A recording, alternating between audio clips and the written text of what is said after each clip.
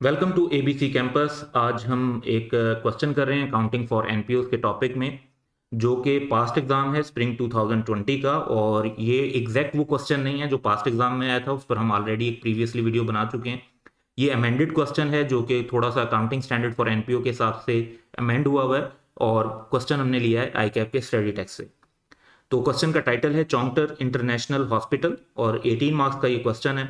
तो क्वेश्चन का हम अगर जनरल डाटा देखते हैं तो हमें नजर आ रहा है कि following is the trial balance of Chaungtar international hospital as on 31 December 2019। तो ट्रायल बैलेंस है और उसके अंदर डिफरेंट आइटम्स दिए हुए हैं। उसके बाद जो एडजस्टमेंट्स हैं उनको एक नज़र देख लेते हैं ताकि उस हिसाब से रिक्वायरमेंट देखें। रिक्वायरमेंट तो स्ट्रेट फॉरवर्ड है कि हमने इनकम एंड एक्सपेंडिचर अकाउंट बनाना है और स्टेटमेंट ऑफ फाइनेंशियल पोजीशन बनानी है।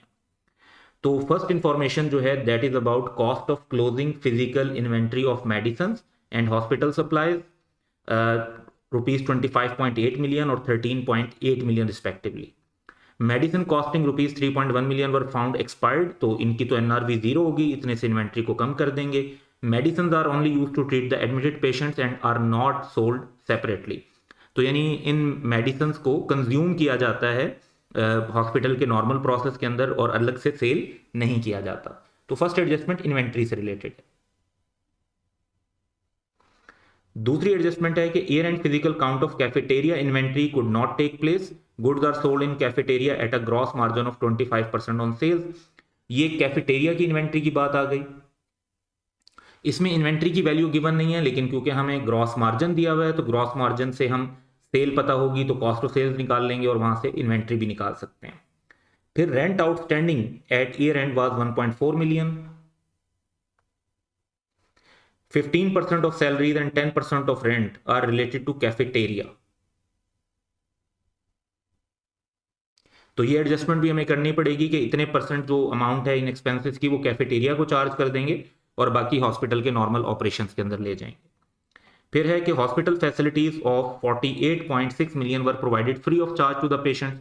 तो जो एक एनपीओ होती है उसका तो अक्सर ये काम होता है कि वो या तो नॉमिनल चार्ज पर सर्विसेज प्रोवाइड कर रहे होते हैं या फ्री ऑफ चार्ज प्रोवाइड कर रहे होते हैं। तो ये एक एडिशनल डिस्क्लोजर तो हो सकता है, लेकिन इसकी कोई अकाउंटिंग एडजस्टमेंट नहीं हो। 6 पॉइंट है walk on diabetes day was organised in December 2019। तो ये एक इवेंट हुआ होगा जिससे रिलेटेड हो सकता है कि हमें इनकम और एक्सपेंसेस प्रोवाइड किए हुए हों। और यहां पर ये बताया हुआ है कि expenses relating to the event amounting to 1.2 million were outstanding and unrecorded at year. तो इन एक्सपेंसेस का हम एक्रूवल रिकॉर्ड कर देंगे। फिर है medical equipment having fair value of 36.8 million were received as donation on 1 January 2019। तो नॉन कैश आइटम की डोनेशन रिसीव हुई है, फेयर वैल्यू पे रिकॉर्ड करेंगे। These have been brought into use but have not been recorded in the books.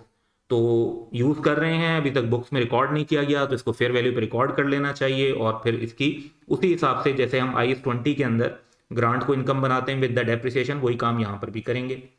Depreciation is charge on reducing balance method at 15% per annum.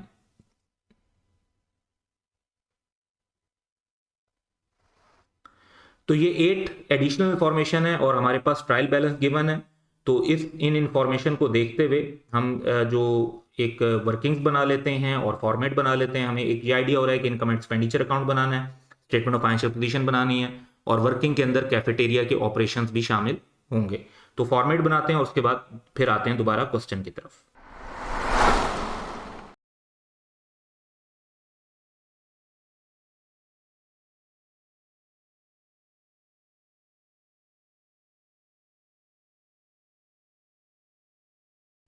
सबसे पहले हमें part A solve करना है। NPO का नाम है Chaungtar international hospital. Statement of income and expenditure हम बना रहे हैं for the year ended 31 December 2019। तो सबसे पहले हम जो मेंशन कर देंगे इनकम्स को,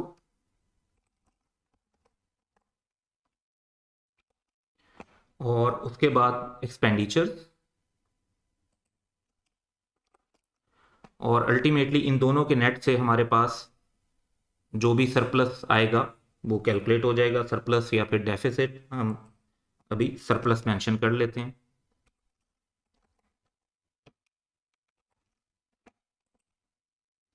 तो इनकम, एक्सपेंडिचर और सरप्लस। नेक्स्ट फॉर्मेट हम बनाएंगे स्टेटमेंट ऑफ फाइनेंशियल पोजीशन का। पार्ट बी की जो रिक्वायरमेंट है, एनपीओ का नाम, statement of financial position, financial statement का टाइटल, एज एट 31 दिसंबर 2019। इसके अंदर हमें डेफिनेटली जो आइटम शो करने हैं वो है नॉन करंट एसेट्स, और उसके बाद करंट एसेट्स,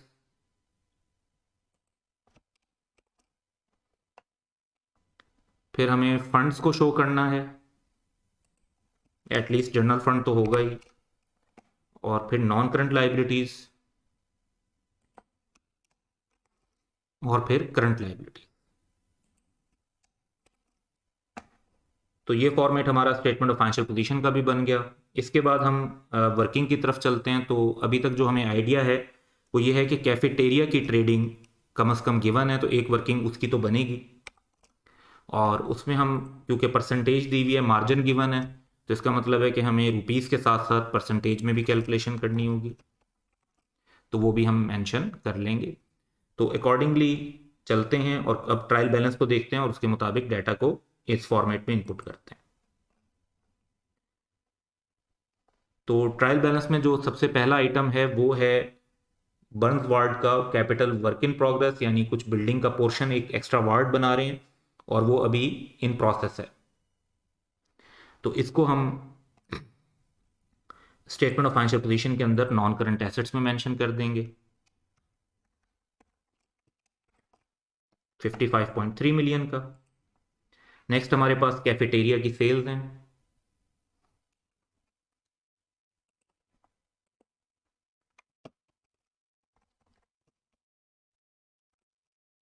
इनको हमने नोट कर लिया।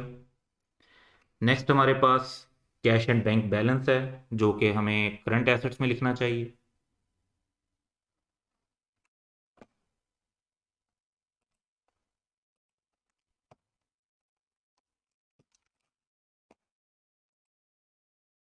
Then we have donation for burns ward, और ये एक्सटर्नली रिस्ट्रिक्टेड हैं, यानी इनको सेपरेट फंड के अंदर मेंशन करना चाहिए।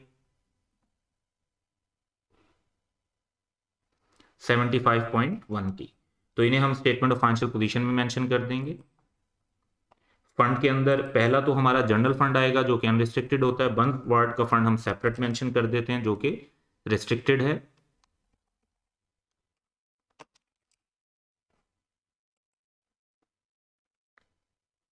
फिर हैं expenses and gift for walk on diabetes day, यानी ये जो हमारे एक्सपेंसेस हुए होंगे इस इवेंट को करवाने पर, तो इनको हम अपने एक एक्सपेंडिचर के तौर पर रिकॉर्ड कर देते हैं। नेट बेसिस पर भी इवेंट को रिकॉर्ड किया जा सकता है, लेकिन अगर हम अकाउंटिंग स्टैंडर्ड फॉर एनपीओ को देखें तो उसके मुताबिक बेहतर होता है कि हम ग्रॉस बेसिस पर चीज़ों को शो करें।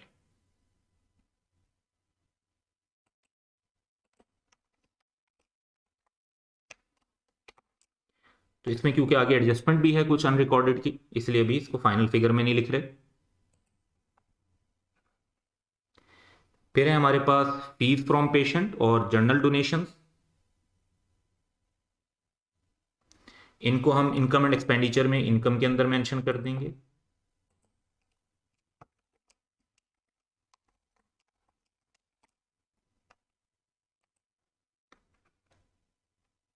इसके बाद जनरल फंड का बैलेंस है 195.6, इसको हम फंड्स में मेंशन कर देते हैं the statement of financial position. इसमें जो भी सरप्लस या डेफिसिट होगा उसको भी ऐड करना होगा, इसलिए भी इसको वर्किंग में लिख लेते हैं। इसके बाद हमें इन्वेंट्रीज दी हुई हैं कैफेटेरिया की, मेडिसिन की और हॉस्पिटल सप्लाईज की। क्या ये इन्वेंट्रीज ओपनिंग है या क्लोजिंग है, ये इस बात से पता चलेगा कि हमें ट्रायल बैलेंस में नजर आ रहा है कि परचेजेस के अकाउंट बने हुए, जिसका मतलब है कि पीरियोडिक इन्वेंट्री सिस्टम है, और ये जो इन्वेंट्रीज होंगी ये ओपनिंग होंगी क्योंकि क्लोजिंग इन्वेंट्री की अलग से एडजस्टमेंट भी बताई हुई है, और परचेज का अकाउंट अभी तक ट्रायल बैलेंस में शो हो रहा है। इसका मतलब है कि ये इन्वेंट्री परपेचुअल के हिसाब से नहीं है, पीरियोडिक इन्वेंट्री सिस्टम के हिसाब से, और इस वजह से ये ओपनिंग इन्वेंट्री है। तो ओपनिंग इन्वेंट्री क्योंकि हम इनकम एंड एक्सपेंडिचर में तो कोई कॉस्ट ऑफ सेल्स नहीं बना रहे, इन्वेंट्री की हमें ओपनिंग भी गिवन है, परचेजेस भी गिवन है और फिर आगे एडजस्टमेंट में जाके क्लोजिंग भी गिवन है। तो कैफेटेरिया की इन्वेंट्री उसके ट्रेडिंग अकाउंट में ले जाते हैं और बाकी जो आइटम है मेडिसन और हॉस्पिटल सप्लाईज, उनकी इन्वेंट्री के लिए एक वर्किंग बना लेते हैं जहाँ पे हम जो इन्वेंट्री की कंजम्पशन है, स्टॉक का जो यूजेज है, जो हमें एक्सपेंस के तौर पर रिकॉर्ड करना चाहिए जो ऑपरेशंस के दौरान हुआ है, वो हम रिकॉर्ड कर लेंगे। तो उसकी एक एक्स्ट्रा वर्किंग बना लेंगे। तो ये तीनों फिगर्स हम नोट कर लेते हैं, कैफेटेरिया, मेडिसन और हॉस्पिटल सप्लाईज, तीनों की इन्वेंट्री। तो पहले तो हम बात करेंगे कॉस्ट ऑफ सेल्स की। तो ओपनिंग स्टॉक जो कैफेटेरिया का है वो हम लिख लेते हैं 4.7। एक एडिशनल वर्किंग बना लेते हैं मेडिसन और सप्लाईज के लिए।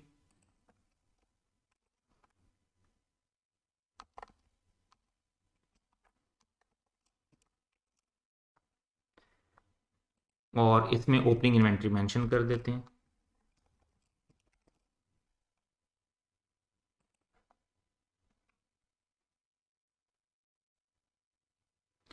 नेक्स्ट हमारे पास मेडिकल इक्विपमेंट लिखा हुआ है और उसमें डेबिट साइड पर भी अमाउंट है ट्रायल बैलेंस के और क्रेडिट साइड पर भी अमाउंट है। ये इस बात को शो करता है कि जो डेबिट साइड पर अमाउंट है वो कॉस्ट है और क्रेडिट साइड पर जो अमाउंट है वो एक्यूमुलेटेड डेप्रिसिएशन है। तो ये दोनों फिगर्स हम ले जाते हैं नॉन करंट एसेट्स में।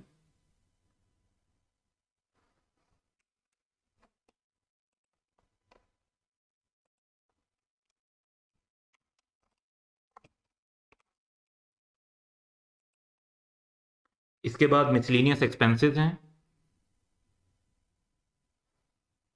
8.5 के, इनको स्ट्रेट फॉरवर्ड हम एक्सपेंडिचर में रिकॉर्ड कर लेते हैं।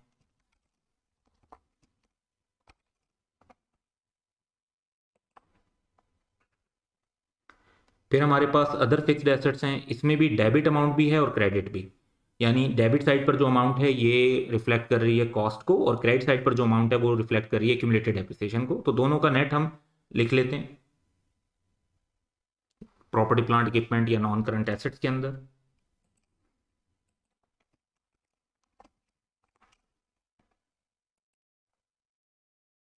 इसके बाद पेबल्स की फिगर गिवन है जो कि हमें करंट लायबिलिटीज में मेंशन करने चाहिए।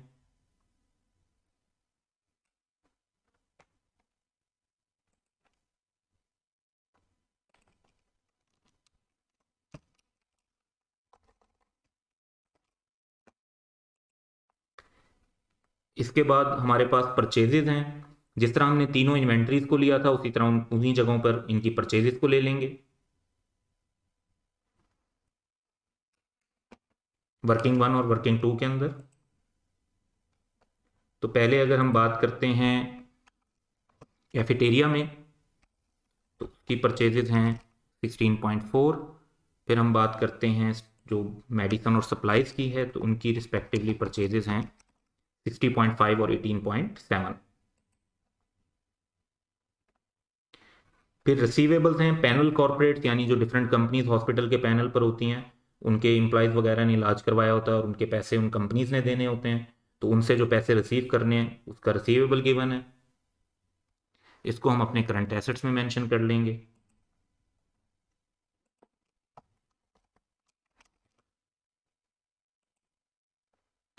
उसके बाद रेंट की फिगर है, ये हमें एक्सपेंस में रिकॉर्ड करना है लेकिन रेंट की एडजस्टमेंट भी है।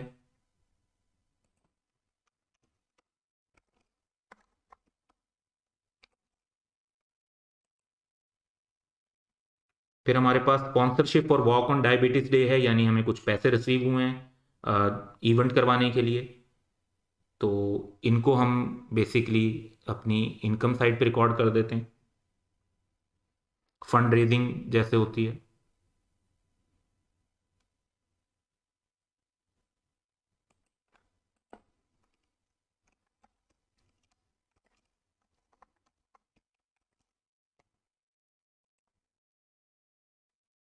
इसके बाद हमें सैलरीज बताई हुई हैं एडमिनिस्ट्रेटिव स्टाफ की 24 और डॉक्टर्स एंड नर्सिंग स्टाफ की 38.2।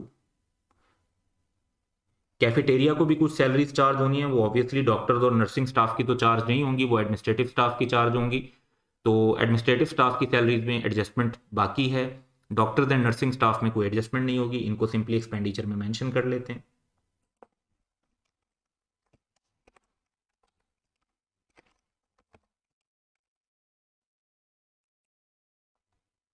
इसके बाद हैं शॉर्ट टर्म इन्वेस्टमेंट्स, इनको करंट एसेट्स में शो कर देंगे।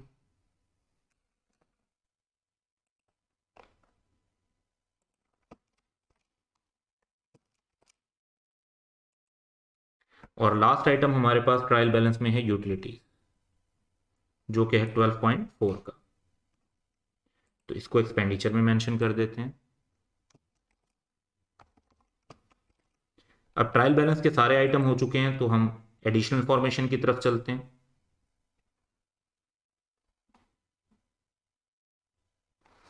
तो फर्स्ट इंफॉर्मेशन ये है कि cost of closing physical inventory of medicine and hospital supplies जो है वो 25.8 मिलियन है, और हॉस्पिटल सप्लाईज की 13.8 मिलियन है। मेडिसिन जिसमें से 3.1 मिलियन की एक्सपायर्ड हैं, तो जो एक्सपायर्ड हैं उनकी एनआरवी तो जीरो होती है, तो इसको 25.8 में से निकाल कर फिर रिकॉर्ड करेंगे। मेडिसिन सिर्फ जो है वो पेशेंट्स के लिए यूज होती हैं और सेल नहीं की जाती, तो कंजम्पशन तो लेनी है हमने, तो वर्किंग 2 की तरफ चलते हैं और यहाँ पर ये क्लोजिंग इन्वेंट्रीज हम रिकॉर्ड कर देते हैं। तो मेडिसिन में 3.1 की एक्सपायर वाली निकाल के रिकॉर्ड करेंगे, और सप्लाईज में तो स्ट्रेट फॉरवर्ड 13.8 गिवन है। अब ये जो हमने इन्वेंट्रीज यहाँ पर रिकॉर्ड की, इसका एक सेकंड इम्पैक्ट भी है, और वो सेकंड इम्पैक्ट ये होगा कि हमें इन इन्वेंट्रीज को अपने करंट एसेट्स में भी शो करना चाहिए। तो अपने करंट एसेट्स में भी इन इन्वेंट्रीज को शो कर देते हैं।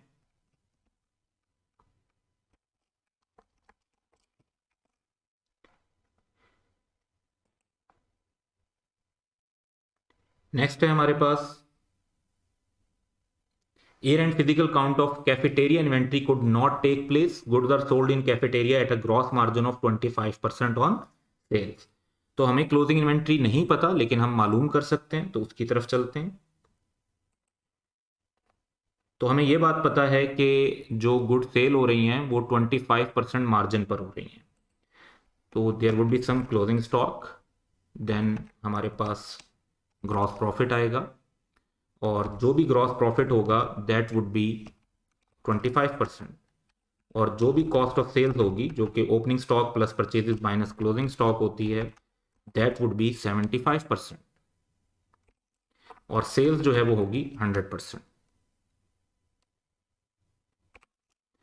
अब जब हमें पता है कि 24.4 100% है, तो इससे हम कॉस्ट ऑफ सेल्स की वैल्यू फाइंड आउट कर सकते हैं। कैसे फाइंड आउट कर सकते हैं? 24.4 100% है, तो 24.4 को 100 से डिवाइड करें तो आपके पास 1% की वैल्यू आ जाएगी। उसको फिर 75 से मल्टीप्लाई कर दें तो आपके पास 75% की वैल्यू आ जाएगी, दैट वुड बी 18.3। जब आपके पास कॉस्ट ऑफ सेल्स आ जाती है तो उसके बाद आप कैलकुलेट कर सकते हैं ग्रॉस प्रॉफिट। 24.4 में से 18.3 निकाल दें तो आपके पास ग्रॉस प्रॉफिट आ जाएगा 6.1 का। यहां पर अब एक फिगर मिसिंग है, और वो है ये क्लोजिंग स्टॉक की। तो हमें ये पता है कि 18.3 टोटल है, और उसमें ओपनिंग स्टॉक और परचेजेस को आप अगर वर्क बैक करने के हिसाब से लेस बैक कर देंगे, तो आपके पास as a balancing figure closing stock की वैल्यू आ जाएगी, दैट इज 2.8 मिलियन। ये फिगर हमने यहां पर भी फाइंड आउट कर ली, और इसके साथ ही से स्टेटमेंट ऑफ फाइनेंशियल पोजीशन के अंदर हमें अपने करंट एसेट्स के अंदर भी शो करना है।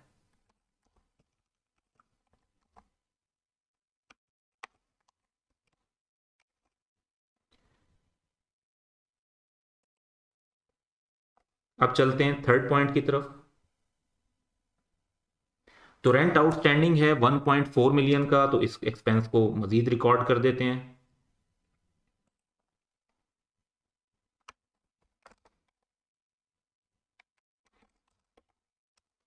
और क्योंकि ये अभी रेंट पेएबल है, तो इसको लाइबिलिटीज के अंदर भी शो करना चाहिए।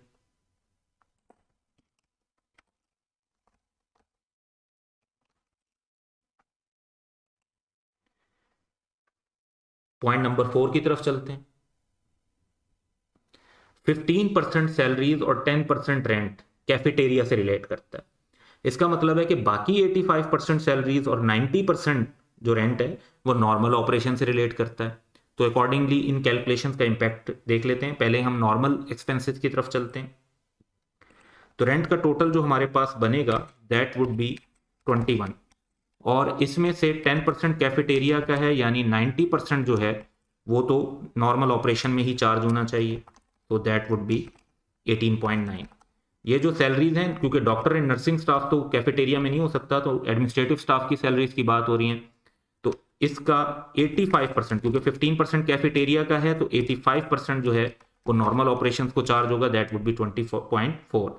तो इन्हीं फिगर्स की जो रिमेनिंग परसेंटेज है वो हम कैफेटेरिया में चार्ज कर देते हैं। वर्किंग वन की तरफ चलते हैं। तो एडिशनल एक्सपेंसेस हैं सैलरीज और रेंट के। सैलरीज जो हैं वो 24 की हैं, उनका 15% कैफेटेरिया को, रेंट 21 का, उसका 10%।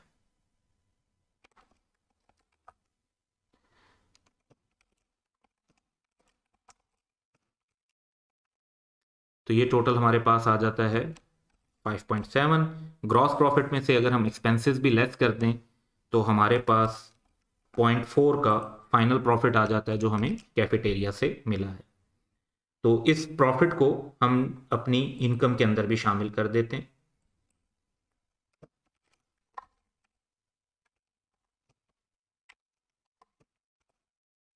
पॉइंट 4।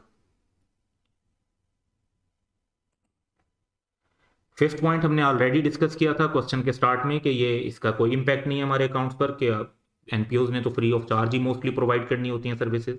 सिक्स पॉइंट देखते हैं। Walk on diabetes day organise हुआ था दिसंबर में, यानी ईयर एंड से थोड़ा ही पहले, और इससे कुछ रिलेटेड एक्सपेंसेस हैं 1.2 मिलियन के जो आउटस्टैंडिंग और अनरिकॉर्डेड हैं। तो इन एक्सपेंसेस को रिकॉर्ड कर लेते हैं हम।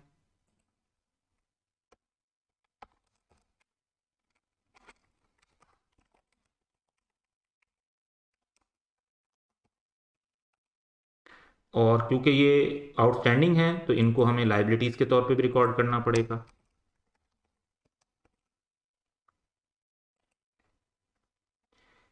फिर बात करते हैं मेडिकल इक्विपमेंट की। मेडिकल इक्विपमेंट जिसकी फेयर वैल्यू 36.8 मिलियन है, वो डोनेशन के तौर पे मिला है, ईयर के स्टार्ट में मिला है 1 जनवरी को, और इनको यूज में जो है वो लेकर आए हैं, लेकिन अभी तक इनको रिकॉर्ड नहीं किया बुक में।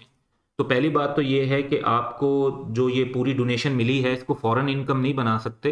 IS-20 जिस तरह हम अप्लाई करते हैं तो उसके मुताबिक हमें जो इस तरह की कोई डोनेशन मिलती है उसको उसी मैच करना चाहिए रेलिवेंट एक्सपेंस के साथ, डेप्रिसिएशन के साथ, क्योंकि आगे ये बताया हुआ है कि डेप्रिसिएशन जो है वो 15% पर एनम के हिसाब से चार्ज होगी। तो इसका भी हम जो है 15% को ही इनकम बना सकते हैं। तो पहला काम तो ये करते हैं कि इस एसेट को फेयर वैल्यू पर रिकॉर्ड करते हैं। तो जब इस एसेट को हम फेयर वैल्यू पर रिकॉर्ड करेंगे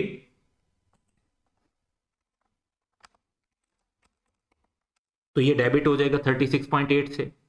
इसमें से हम 15% को इनकम बना सकते हैं क्योंकि उतने ही हमने एक्सपेंस बनाया होगा डेप्रिसिएशन में, तो that would B 5.5।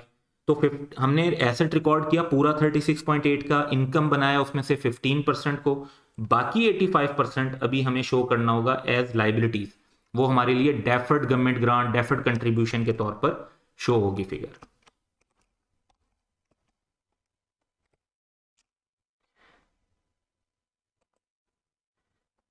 Last point हम देखते हैं तो उसमें यह बताया हुआ है कि डेप्रिसिएशन को रिड्यूसिंग बैलेंस मेथड पे चार्ज करना है। तो नॉन करंट एसेट्स की तरफ चलते हैं। सबसे पहले जो हमारे पास बर्न्स वार्ड है वो तो जाहिर बात है उसकी डेप्रिसिएशन चार्ज नहीं होनी, क्योंकि वो अभी तक कैपिटल वर्क इन प्रोग्रेस है, अभी तक वो अवेलेबल फॉर यूज नहीं है। जो ये मेडिकल इक्विपमेंट है, कॉस्ट एक्यूमुलेटेड डेप्रिसिएशन निकाल कर और जो मजीद इस साल में एडिशन हुआ है 36.8 का, इस फिगर के ऊपर 15% डेप्रिसिएशन ले लेते हैं, तो एक्सपेंस बनाएंगे।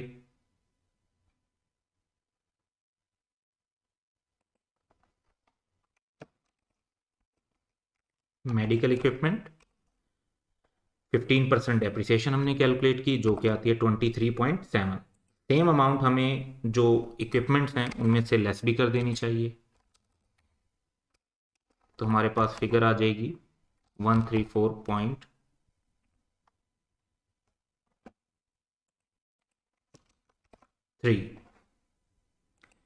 नेक्स्ट हम जो देखते हैं कि जो हमारे पास अदर फिक्स्ड एसेट्स हैं इनके ऊपर भी डेप्रिसिएशन चार्ज होनी चाहिए, तो ये कॉस्ट और एक्यूमुलेटेड डेप्रिसिएशन है, रिड्यूसिंग बैलेंस मेथड ही है, तो सिंपली इसके ऊपर भी ले लेते हैं। तो दैट इज 8.4। सिमिलर अमाउंट हमें लेस कर देनी चाहिए अब यहाँ से 8.4, तो ये 47.6 बन गया।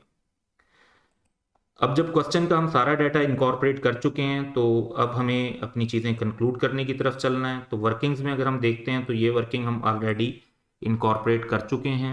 सेकंड वर्किंग अगर हम देखते हैं तो मेडिसिन्स कितने की यूज़ की वो हम देख लेते हैं।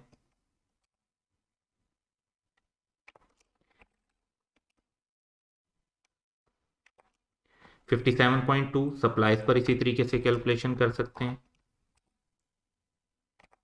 13.4 तो इतनी अमाउंट हमें एक्सपेंस के तौर पर रिकॉर्ड करनी चाहिए। Opening plus purchases minus closing से हमारे पास वो एक्सपेंस आ जाता है, कॉस्ट ऑफ गुड्स आ जाती हैं जो हमने यूज की हैं, वो हमारा एक्सपेंस बनेगा।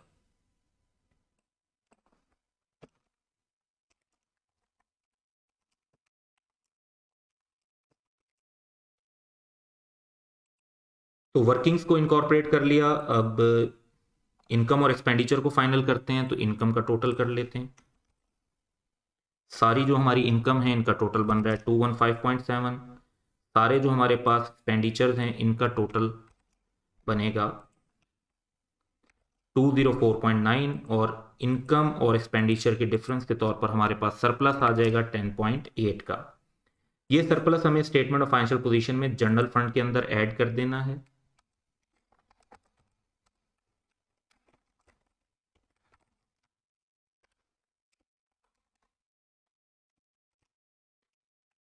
तो जनरल फंड अनरिस्ट्रिक्टेड है, बंसवार्ड का फंड रिस्ट्रिक्टेड है, दोनों का नेट एसेट्स का यानी टोटल कर लेते हैं फंड्स का 281.5। नॉन करंट लाइबिलिटीज में तो एक ही फिगर है, सेम उसका टोटल बन जाएगा 31.3। करंट लाइबिलिटीज का टोटल कर लेते हैं, दैट इज 41.5। और अब इन तीनों फिगर्स का total funds, non current liabilities और करंट लाइबिलिटीज, तो दैट इज 354.3। अब एसेट साइड देखते हैं तो नॉन करंट एसेट्स का टोटल कर लेते हैं, that would B 237.2। Current assets का टोटल करते हैं तो दैट इज 117.1। और फाइनल टोटल जो हमारे पास टोटल एसेट्स का आ रहा है दैट इज 354.3, जो कि मैच कर रहा है। और इसका मतलब है कि हमारी statement of financial position tally हो रही है। तो ये हमारा सॉल्यूशन था इस क्वेश्चन का, जो कि एक एनपीओ की हमने अकाउंटिंग करनी थी और ये मॉडिफाइड पास्ट एग्जाम है, अमेंडेड पास्ट एग्जाम है। Welcome to ABC campus. आज हम अकाउंटिंग फॉर एनपीओ के टॉपिक में पास्ट एग्जाम का क्वेश्चन कर रहे हैं। ऑटम 2021 के अटेम्प्ट से क्वेश्चन का टाइटल है सीरियस गोल्फ क्लब और 20 मार्क्स का ये क्वेश्चन है। तो क्वेश्चन का डाटा ये है कि accountant of Sirius golf club was terminated on charges of fraud and you have been assigned the task of preparing the account for the year ended 31 December 2020।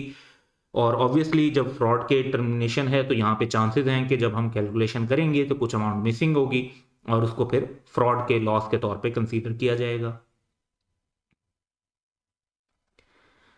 You have found that the proper books had not been maintained. The management of CGC has given you the following information. तो पहली information cash और bank balances के बारे में है। दूसरी information में subscription का जिक्र है।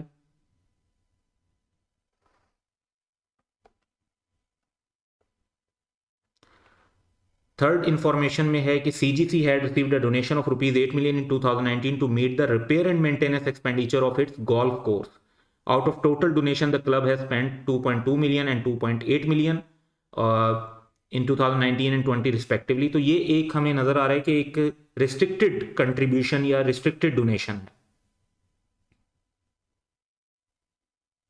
क्योंकि इसमें ये स्टिपुलेशन या कंडीशन है कि ये डोनेशन रिपेयर और maintenance expenditure of golf course के लिए यूज होनी चाहिए, ये एंटिटी जनरल ऑपरेशन में यूज नहीं कर सकते। फोर्थ इंफॉर्मेशन ये है कि CGC started purchasing golf kits in 2020 current year में for sales as well as for rent purposes. 20% of the purchases were unpaid at year end, इससे यानी क्रेडिटर्स की फिगर निकल आएगी। 2/3 of golf kit purchases made in 2020 had been added to inventory of golf kits for sale and remaining had been added directly to golf kits for rent. यानी जो total purchase निकालेंगे उसका 2/3 जो cell के लिए goods हैं उनमें डाल देंगे और बाकी का रेंटल के लिए। Golf kits are sold for cash at cost plus 40%। Cost of closing inventory of golf kits for sale amounted to ₹1 million. It was decided to transfer half of these kits into golf kits for rent at 30% of their original cost. अब ये जो transfer होगा ये year and पर होगा, तो पहले हम अपनी सारी नॉर्मल कैलकुलेशंस कर लेंगे और उसके बाद इस ट्रांसफर की तरफ आएंगे। फिर है some of the receipts and payments during the year were as follows. तो कुछ रिसीट एंड पेमेंट्स बताएंगे जिसमें रेंट ऑफ गोल्फ किट्स है, गोल्फ किट की परचेजेस हैं, एनुअल इंश्योरेंस है, सैलरीज और अदर एक्सपेंसेस है। Rent of golf kits obviously just receipt है, बाकी सारी पेमेंट्स हैं। पॉइंट नंबर 7 है कि CGC has a fidelity insurance policy and any cash deficiency up to a maximum of ₹2 million is recoverable under the policy. Fidelity insurance policy basically इसी सिलसिले में होती है कि अगर स्टाफ में से कोई पर्सन फ्रॉड वगैरह करके जैसे कैशियर या इस तरह का कोई पर्सन चला जाता है तो उसकी इंश्योरेंस होती है, उसमें इंश्योरेंस कंपनी आपको जो है पेमेंट कर देती है। लेकिन इसमें इंश्योरेंस पॉलिसी की जो लिमिट है वो 2 मिलियन है। अगर हमारा जो लॉस हुआ होगा वो 2 मिलियन से ज़्यादा का हुआ होगा तो जो एक्स्ट्रा अमाउंट है उसे एक्सपेंस बनाना पड़ेगा, क्योंकि इंश्योरेंस कंपनी से हमें मैक्सिमम 2 मिलियन मिल सकते हैं। 8 पॉइंट है कि फिक्स्ड एसेट जो है उनकी बुक वैल्यू 25 मिलियन है और तमाम फिक्स्ड एसेट जो है वो 15% पर एनम के हिसाब से डेप्रिशिएट करने हैं।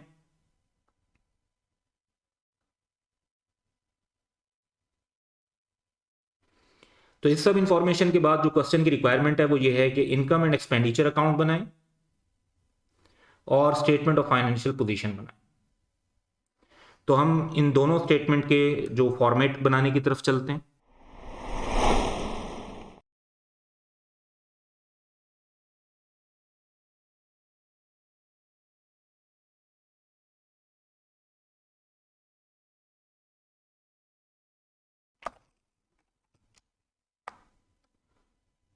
पार्ट ए, एनपीओ का नाम इनकम एंड एक्सपेंडिचर अकाउंट, या यहां पर आप statement of income and expenditure भी लिख सकते हैं। For the year ended 31 December 2020 जो ईयर है, और हमें लिखनी है इनकम्स। प्रिसिशन लेवल क्वेश्चन में कोई स्पेसिफिक तो नहीं है, लेकिन अगर हम मिलियंस में यूज करेंगे तो फिर पॉइंट्स में बात आ जाएगी, तो रुपीज इन थाउजेंड थोड़ा मुनासिब रहेगा, वो यूज कर लेते हैं। और उसके बाद हम ले लेंगे एक्सपेंडिचर।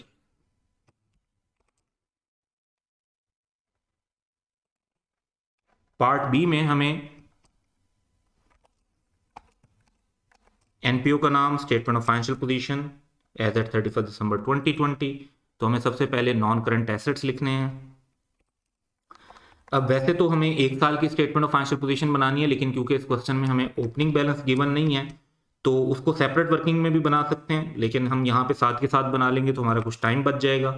तो हम एक लास्ट ईयर का कॉलम भी क्रिएट कर रहे हैं ताकि हम उससे ओपनिंग फंड का बैलेंस निकाल सकें। फिर हमें करंट एसेट्स मेंशन करने हैं, उसके बाद जनरल फंड जो कि अनरिस्ट्रिक्टेड फंड होगा। फिर इस क्वेश्चन के अंदर एक special fund repair and maintenance का भी है तो उसको भी मेंशन कर लेते हैं। और उसके बाद हैं हमारे पास जो, क्योंकि क्वेश्चन में कोई एज सच इंडिकेशन नहीं है लाइबिलिटीज की, तो हम एक करंट लाइबिलिटीज का सेक्शन ही बना लेते हैं।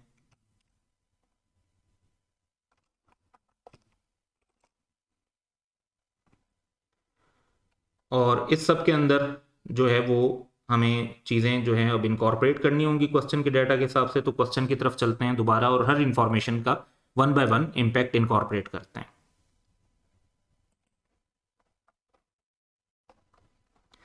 फर्स्ट इंफॉर्मेशन देखते हैं। Cash and bank balances at 1 January 2020 यानी ओपनिंग बैलेंसेज वो 0.5 मिलियन और 2 मिलियन रिस्पेक्टिवली हैं। However, as on 31st December 2020, there was no cash balance and rupees 4.2 million in the bank. तो हमें क्लोजिंग बैलेंसेस भी बता दिए और ओपनिंग बैलेंसेस भी बता दिए, तो एक टी अकाउंट बना लेते हैं क्योंकि रिसीट एंड पेमेंट डायरेक्टली तो नहीं दी हुई, तो हमें खुद मालूम करनी होंगी। तो एक वर्किंग वन बना लेते हैं कैश एट बैंक की। ओपनिंग बैलेंस हमें कैश का बताया हुआ है 5 मिलियन यानी 500,000, 0.5 मिलियन यानी 500,000। उसके बाद बैंक का बताया हुआ है 2 मिलियन यानी 2,000। इसी तरीके से क्लोजिंग बैलेंसेस जो बताए हुए हैं उनको भी हम नोट कर लेते हैं। कैश का तो बताया कि कोई बैलेंस नहीं है और बैंक का 4.2 मिलियन है। तो ये फिगर्स हमने मेंशन कर ली। अब यही फिगर्स जो हैं हमें स्टेटमेंट ऑफ फाइनेंशियल पोजीशन में करंट एसेट के तौर पे भी लिख लेनी चाहिए।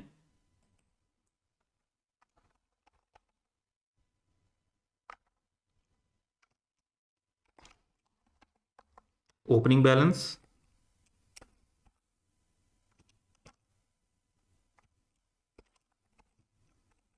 और closing balance.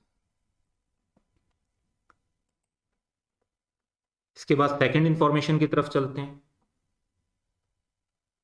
The members are required to pay 3 year subscription in advance upon admission और रिन्यूअल, यानी जब भी कोई पर्सन मेंबर बनता है तो वो 3 साल की सब्सक्रिप्शन एडवांस में पे करता है, और उसमें full year subscription is charge from member joining during the year, यानी कोई जनवरी में आए या फरवरी में आए या अक्टूबर में आए, उससे जो सब्सक्रिप्शन ली जाती है वो पूरे साल की ली जाती है। इस साल में जो नंबर ऑफ सब्सक्रिप्शन रिसीव हुई हैं 2018 में जो ईयर वाइज दी हुई हैं, 100 मेंबरशिप्स थी और उनसे 60,000 रुपीज आए थे। ये 3 years की सब्सक्रिप्शन है कंबाइन, यानी पर एनम नहीं है। 2019 में 140 मेंबर्स आए और 75,000 की तब फीस थी, और 2020 में 160 मेंबर्स आए और 90 की फीस थी। तो ये इसमें से हर ईयर को हमें सेपरेट लेकर चलना पड़ेगा, क्योंकि किसी में से 1 year का रिमेनिंग होगा, किसी में 2 year का, और कुछ करंट ईयर की होंगी। फर्दर पॉइंट भी देखते हैं। फर्दर दो बातें ये बताई हुई हैं कि during 2020 10 members were awarded membership on special permission but they had not paid the subscription till year and. तो उन्हें मेंबरशिप मिल गई है, उन्होंने अभी तक पैसे नहीं दिए, तो इसको हमें रिसीवेबल के तौर पर रिकॉर्ड करना होगा। फिर बताया है कि after year and 5 more members informed that they had paid the 3 year subscription amount in 2020. It was found out that the amount was misappropriated by the accountant, यानी पैसे आए थे एनपीओ के पास लेकिन वो पैसे अकाउंटेंट ने वहां से मिसअप्रोप्रिएट कर लिए थे। तो ये भी हमें 160 के अंदर शामिल नहीं है, लेकिन हम इस 160 में ये वाले 5 भी शामिल कर देंगे।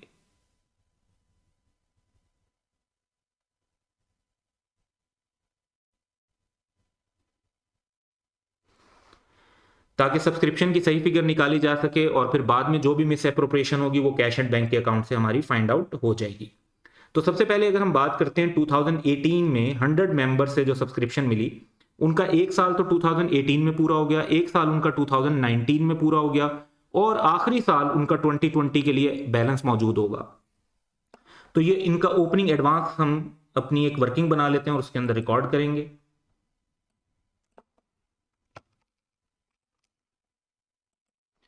तो ओपनिंग टाइम का जो एडवांस है वो हमारे लिए लाइबिलिटी है। 2018 में जो मेंबर्स हैं उनकी तादाद थी 100, 60,000 पर मेंबर सब्सक्रिप्शन दे रहा था, और उसका 1/3 स्टिल आउटस्टैंडिंग था क्योंकि 2 साल तो ऑलरेडी गुजर चुके। इसके बाद हम चलते हैं 2000, और ये 2018 जो है वो इस साल में 18, 19, 20 तीनों साल हो जाएंगे, तो ये क्लोजिंग टाइम पर एडवांस नहीं बनेगा। फिर हम चलते हैं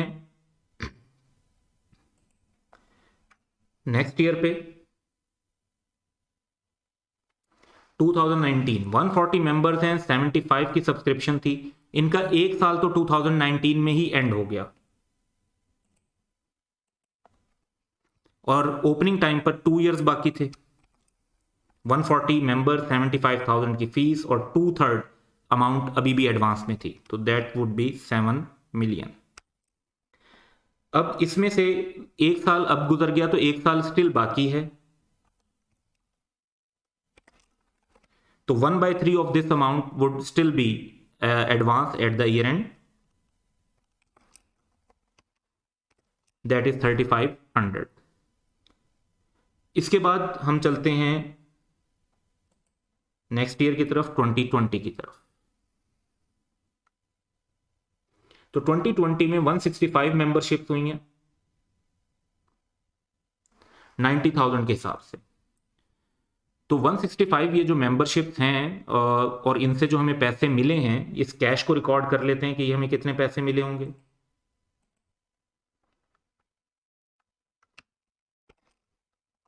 तो 90,000 के हिसाब से जो टोटल पैसे मिले वो बनते हैं 14.85 मिलियन।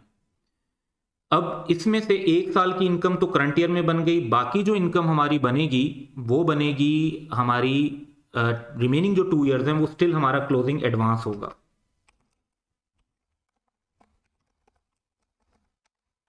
तो 2020 का हमें 3 साल के पैसे मिले, उसमें से एक साल तो करंट ईयर में इनकम बन जाना चाहिए, और बाकी जो 2 years हैं वो हमारा लाइबिलिटी के तौर पर शो होने चाहिए, दैट वुड बी 9.9 मिलियन।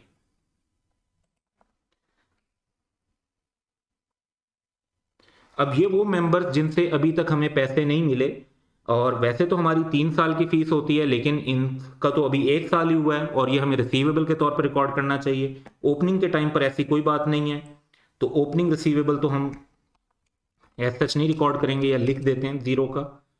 और क्लोजिंग रिसीवेबल जो हमें रिकॉर्ड करना होगा वो है 2020 में 10 मेंबर्स 90 के हिसाब से, और 1 ईयर उन्होंने हमारी मेंबरशिप सर्विसेज ली हैं और अभी पैसे नहीं दिए, तो हम 300। वैसे एक्चुअली जब ये पेमेंट करेंगे तो ये 900 की करेंगे, क्योंकि 10 मेंबर हैं, 90,000 के हिसाब से 900,000 की पेमेंट कर रहे होंगे। लेकिन हम अभी रिसीवेबल जो है वो पूरे 3 साल का रिकॉर्ड नहीं कर सकते, हमने सर्विसेज सिर्फ 1 साल की दी हैं, तो उसका हम रिसीवेबल रिकॉर्ड करेंगे, दैट वुड बी 300। अब ये जब सब हम रिकॉर्ड कर लेंगे तो हम सर्टन फिगर्स अब यहाँ पर देख सकते हैं। इस साइड का अगर हम टोटल करते हैं तो हमारे पास टोटल बन जाता है 24150, यही टोटल दूसरी साइड पर भी लिख देते हैं। और एज अ बैलेंसिंग फिगर हमारे पास अमाउंट आएगी जो इनकम एंड एक्सपेंडिचर में रिकॉर्ड होनी चाहिए, दैट वुड बी 10750। अब ये जो अकाउंट तो हमने बना लिया, लेकिन इसकी डिफरेंट जगह पर इम्प्लीकेशंस हैं। जैसे ये जो एडवांस है 9000 का, ये लास्ट ईयर में शो होना चाहिए और करंट ईयर में हमारा शो होना चाहिए। जो क्लोजिंग एडवांस है ये करंट लाइबिलिटीज में शो होना चाहिए 13,400 का, जो कि अनअर्न्ड सब्सक्रिप्शन है या इसे आप एडवांस सब्सक्रिप्शन कह सकते हैं। तो स्टेटमेंट ऑफ फाइनेंशियल पोजीशन में एक तो ये रिकॉर्ड करते हैं।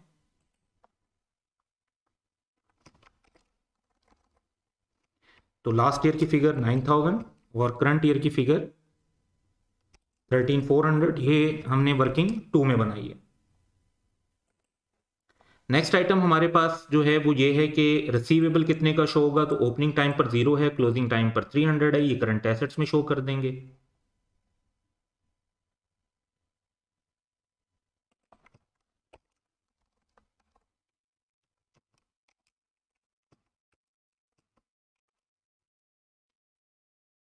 और लास्ट में जो इनकम की फिगर हमने डिटरमिन की है वो हम इनकम के अंदर मेंशन कर देंगे।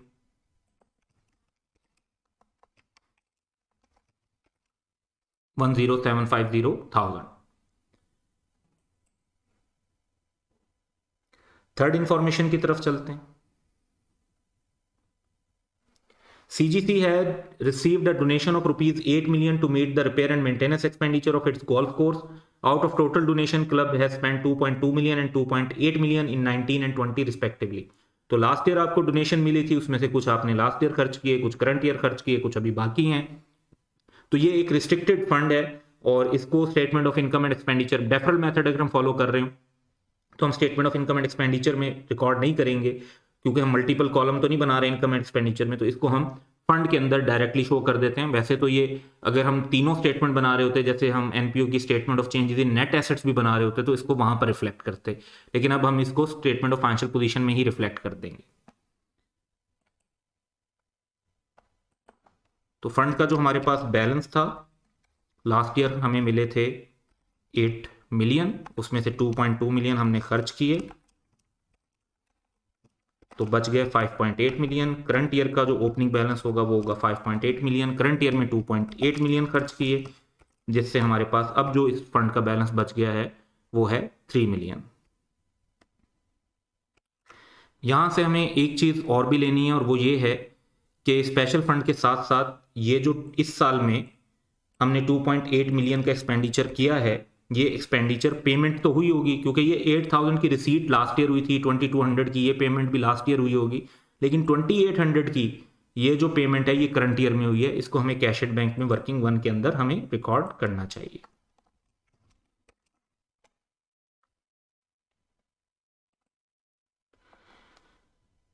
नेक्स्ट चलते हैं। CGC started purchasing golf kits in 2020 for sales as well as for rent purposes. 20% of the purchases were unpaid at the year end. अच्छा, अब हमें परचेजेस की फिगर एज सच नहीं दी हुई, लेकिन जो पेमेंट्स हुई हैं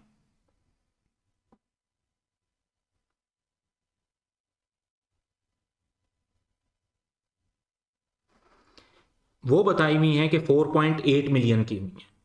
तो अगर आपने 4.8 मिलियन की पेमेंट की है और 20% की परचेजेस अभी भी अनपेड हैं, तो इसका मतलब है कि जो पेमेंट हुई है वो 80% की हुई है।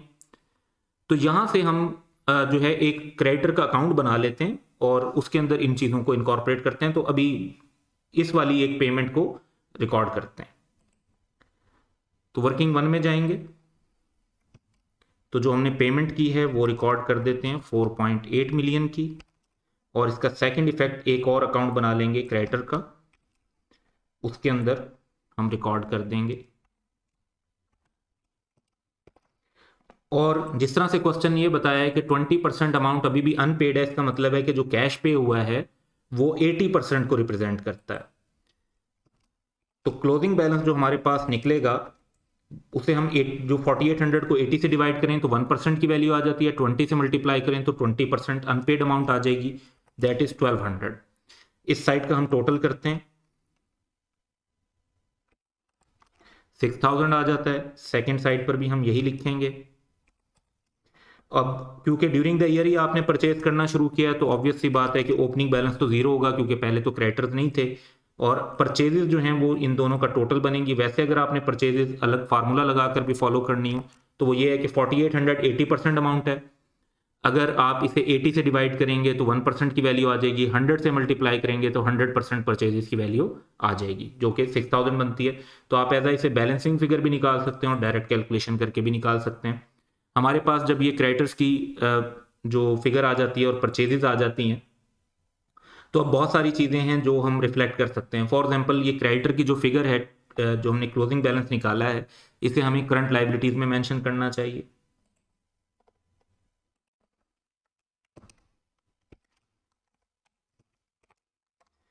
तो ओपनिंग बैलेंस तो जीरो था, क्लोजिंग बैलेंस जो है हमारे पास दैट इज 1200।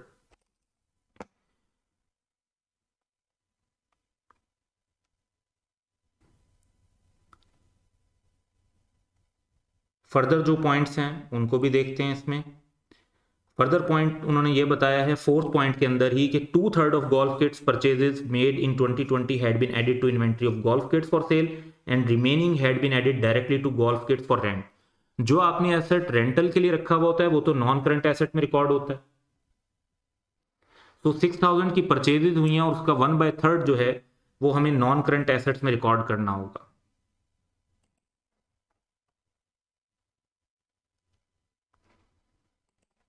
तो फिक्स्ड एसेट्स की एक वर्किंग बना लेते हैं।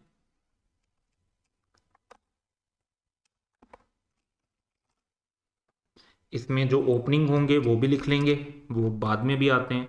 और जो अभी हमने गोल्फ किट्स रेंटल के लिए परचेज की हैं उनको यहाँ पर फिलहाल मेंशन कर लेते हैं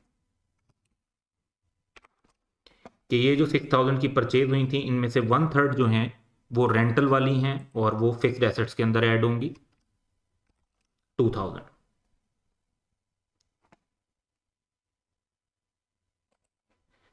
नेक्स्ट पॉइंट नंबर 5 दिया हुआ है और ये भी 4 के साथ काफ़ी कनेक्टेड पॉइंट है, क्योंकि इसमें ये बताया हुआ है कि गोल्फ किट्स जो हैं वो कैश के लिए सेल होती हैं कॉस्ट प्लस 40% पे। कॉस्ट ऑफ क्लोजिंग इन्वेंट्री जो गोल्फ किट्स की है वो 1 मिलियन की है। अच्छा, अब यहां पर ये देखें कि हमें परचेजेस भी पता है, हमें क्लोजिंग इन्वेंट्री भी बता दी। तो purchases minus closing inventory cost of good sold आ जाएगी, क्योंकि ओपनिंग इन्वेंट्री तो है ही नहीं। इसी साल में तो आपने गोल्फ किट्स जो है ना वो सेल करना शुरू की हैं। तो ये बड़ा क्लियर है कि अगर हम परचेजेज, ओपनिंग इन्वेंट्री जीरो है, परचेजेज में से क्लोजिंग इन्वेंट्री निकालें 1 मिलियन की तो हमारे पास वैल्यू आ जाएगी। अब हमें यह पता है कि टोटल परचेजेज जो हैं वो हुई थी 6000 की, जिसमें से 1/3 रेंटल में है, तो बाकी 2/3 क्या है? बाकी 2/3 आपकी गोल्फ किट्स जो फॉर सेल है उनके लिए। तो उस परचेजेज 4000, 6000 में से 2000 रेंटल के लिए, बाकी 4000 सेल के लिए। तो 4000 की परचेजेज में से 1000 की क्लोजिंग इन्वेंट्री माइनस कर दें तो आपके पास कॉस्ट ऑफ गोल्फ किट्स जो सेल के लिए थी वो आ जाएंगी। तो इनको हम एक्सपेंडिचर में रिकॉर्ड कर देते हैं।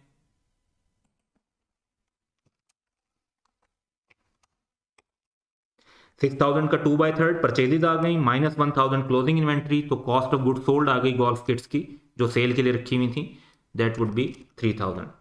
अब यहाँ पर एक इम्पैक्ट ये भी है कि ये जो 1000 की हमारी इन्वेंट्री है इसे हमें करंट एसेट्स में शो करना चाहिए।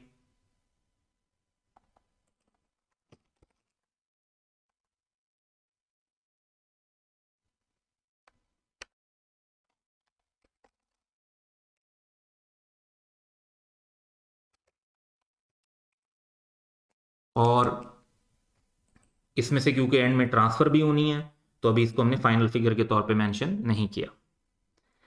फर्दर जो हमारे पास चीज़ें हैं उसमें अब हम इनकम भी कैलकुलेट कर सकते हैं, क्योंकि जब कॉस्ट आ गई हमारे पास 3000 की तो इससे हम इनकम भी निकाल सकते हैं, क्योंकि हमें यह पता है कि 40% जो है वो मार्कअप ऐड करते हैं, कॉस्ट प्लस 40% पर सेल होती है, ये बात हमें यहां बताई हुई है। तो जब हमारे पास कॉस्ट आ गई तो हम उससे सेल भी निकाल सकते हैं। वैसे आप चाहें तो इन दोनों फिगर्स को सेपरेट कैलकुलेशन में लेकर और यहाँ पर नेट फिगर भी शो कर सकते हैं, बट 3000 का 140% यानी 100% कॉस्ट और 40% जो है प्रॉफिट ऐड करते हैं तो हमारे पास आ जाएगा 4200। नेक्स्ट हमारे पास जो इम्पैक्ट है क्वेश्चन में वो भी देखते हैं। उन्होंने बताया कि it was decided to transfer half of these kits into golf kits for rent at 30% of their original cost. ये जो 1 मिलियन की क्लोजिंग इन्वेंट्री है इसमें से हमने हाफ कितनी बनेगी 500 की, वो ट्रांसफर कर देनी है। जब ट्रांसफर कर देंगे तो ये बचेंगी 500 की, ओपनिंग तो 0 ही था। अच्छा, ये 500 की ट्रांसफर की, लेकिन जब नॉन करंट एसेट्स में आपने ट्रांसफर की तो किस वैल्यू पे ट्रांसफर की, 30% की वैल्यू पे।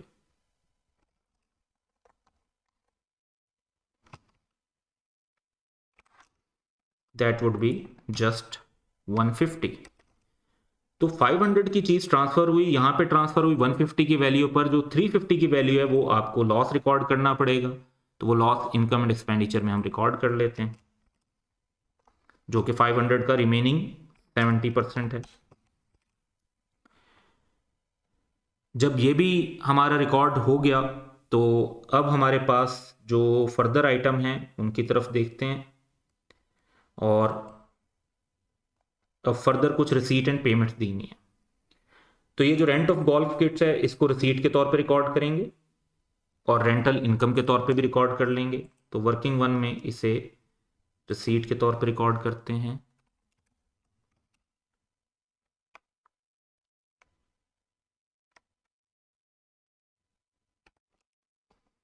और इनकम के अंदर भी रिकॉर्ड कर लेते हैं। इसके बाद हमें पेमेंट्स दी हुई हैं, जैसे एनुअल इंश्योरेंस 660 की, लेकिन ये नोटिस करें कि इसके आगे लिखा हुआ है कि पेड टिल अप्रैल 2021, यानी 4 मंथ्स की एडवांस दी हुई है। तो एनुअल इंश्योरेंस है 12 महीने की है, उसमें से 4 मंथ्स की एडवांस है, तो हमें प्री पेमेंट रिकॉर्ड करनी होगी। पेमेंट तो पूरी ही रिकॉर्ड करेंगे, जिसमें से हम जो 4 मंथ्स हैं उनको बना देंगे प्री पेमेंट,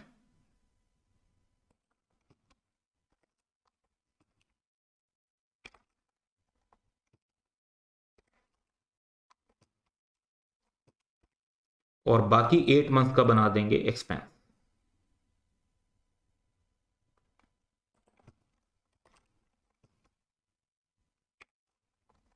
तो आप 660 का 8/12 भी ले सकते हैं और इसमें से 660 में से 220 प्रीपेड माइनस कर दें, तब भी आपके पास वैल्यू आ जाएगी।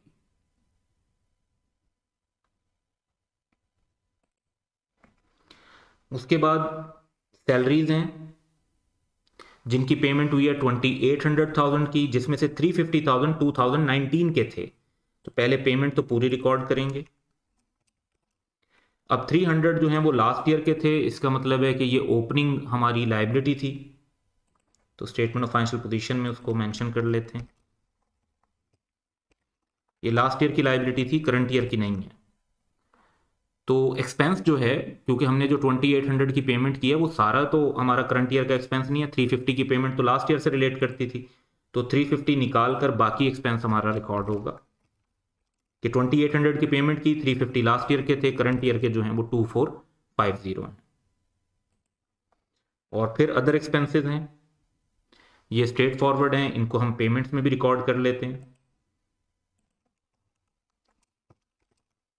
और एक्सपेंडिचर में भी रिकॉर्ड कर लेते हैं।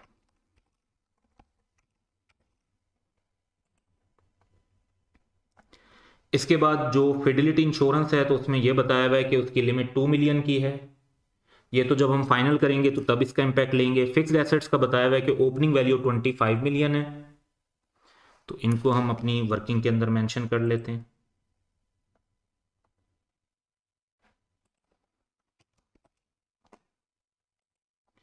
और फिर ये बताया हुआ है कि जो डेप्रिसिएशन है वो 15% के हिसाब से चार्ज करें।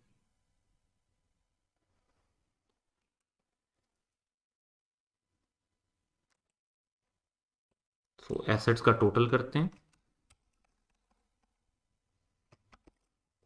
अब डेप्रिसिएशन कैलकुलेट कर लेते हैं। जो ओपनिंग एसेट्स हैं उनके ऊपर बनेगी हमारी 15%, 3750। जो परचेज किट्स हैं उन पर भी 15% कैलकुलेट कर लेते हैं। 2000 की ये किट्स हैं, इनका 15% ले लेंगे।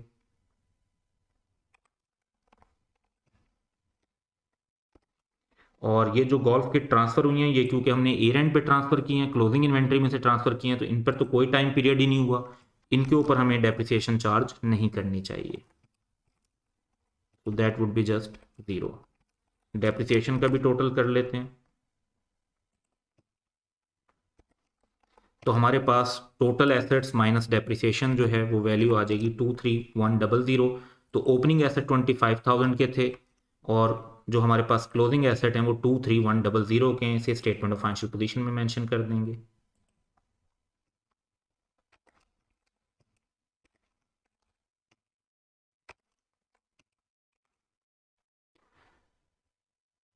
अब हम देखते हैं कि जी हमारे पास और कौन कौन से मैटर्स हैं जिनको हमने कवर करना है। तो वर्किंग्स की तरफ चलते हैं और वर्किंग्स में देखते हैं कि जिस तरह सब्सक्रिप्शन अकाउंट में हमने सारे इम्पैक्ट लिए थे, ये जो कैश रिसीव हुआ है इसको का सेकंड इम्पैक्ट हमें कैश में ले लेना चाहिए। ये जो सब्सक्रिप्शन अकाउंट में क्रेडिट हुआ तो कैश अकाउंट में ये फिगर डेबिट होगी।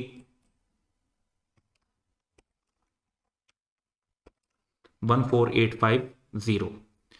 इसके बाद हमने जो सेल ऑफ गोल्फ किट्स हैं वो क्वेश्चन में बताई हुई हैं कि फॉर कैश की थी 4200 की, इनको भी कैश के अंदर इनकॉर्पोरेट कर लेते हैं 4200। अब हम अकाउंट का टोटल करते हैं तो हमारी डेबिट साइड का जो टोटल है वो आ रहा है 22200। यही हम यहाँ पर मेंशन कर लेते हैं 22200। और एज अ बैलेंसिंग फिगर क्योंकि डिफरेंस आ रहा है, क्रेडिट साइड शॉर्ट है, तो बाकी हमने जब ओपनिंग क्लोजिंग बैलेंसेस भी लिख लिए हैं, सारी रिसीट और पेमेंट भी इनकॉर्पोरेट कर ली हैं, फिर भी जो फर्क आ रहा है वो डेफिनेटली मिस एप्रोप्रिएशन है। तो 4620 की मिस एप्रोप्रिएशन आ रही है, यानी 4.62 मिलियन की। इसमें से जो हमें इंश्योरेंस वालों से मिल सकते हैं वो तो सिर्फ 2 मिलियन मिल सकते हैं, तो उसको हम इंश्योरेंस क्लेम रिसीवेबल के तौर पर रिकॉर्ड कर लेते हैं। जो मैक्सिमम लिमिट है वो है 2 मिलियन की। जो बाकी अमाउंट है वो हमें एक्सपेंस बनानी पड़ेगी।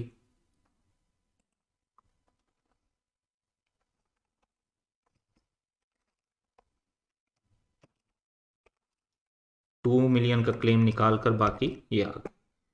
फिर हमने वर्किंग्स में जो डेप्रिसिएशन रिकॉर्ड की थी फिक्स्ड एसेट्स पर, उसका जो एक्सपेंस का इम्पैक्ट है 4050 का, ये भी इनकम एंड एक्सपेंडिचर में रिकॉर्ड कर लेते हैं।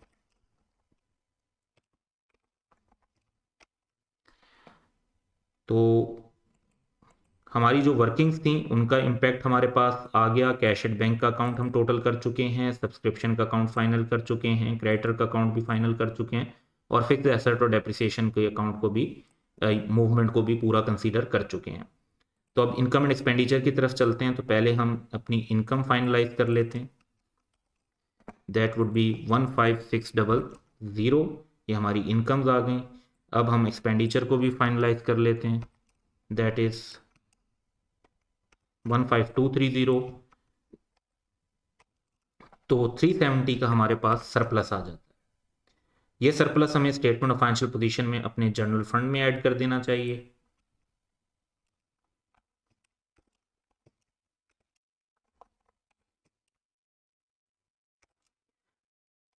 तो अब हम देखते हैं कि हमारे पास और क्या क्या फिगर्स हैं। नॉन करंट एसेट में तो सिर्फ फिक्स्ड एसेट्स थे, करंट एसेट्स का टोटल कर लेते हैं।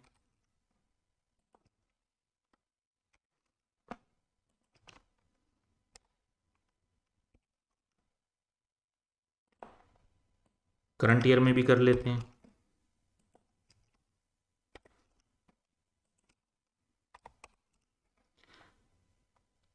अब जितना हमारा टोटल एसेट्स का बैलेंस आ रहा है वो मैच करना चाहिए क्रेडिट साइड पर भी। करंट लाइबिलिटीज हैं, यही फिगर जो हमारी टोटल एसेट की है यही हम फंड और लाइबिलिटीज वाली साइड पर मेंशन कर देंगे 27500 27500। तो as a balancing figure last year fund का जो बैलेंस होना चाहिए क्लोजिंग, वो एज अ बैलेंसिंग फिगर हमारे पास आ जाएगा कि वो 12350 है। ये 12350 हमारे लिए लास्ट ईयर का जो क्लोजिंग बैलेंस हमने एज अ बैलेंसिंग फिगर निकाला वो करंट ईयर में हमारे लिए ओपनिंग बैलेंस शीट होगा, जिससे हमारे पास फंड का बैलेंस आ जाएगा 12720 सरप्लस ऐड करके। स्पेशल फंड हमने पहले ही कैलकुलेट किया हुआ है, करंट लाइबिलिटीज का टोटल कर लेते हैं, दैट वुड बी 14600। तो fund, general fund, special fund और करंट लाइबिलिटीज तीनों का टोटल करते हैं, तो ये है 30320 जो कि हमारे टोटल एसेट्स के साथ मैच कर रहा है। तो ये इस क्वेश्चन की रिक्वायरमेंट्स थी जो हमारी पूरी हो गई। And that's all for today. Have a good day.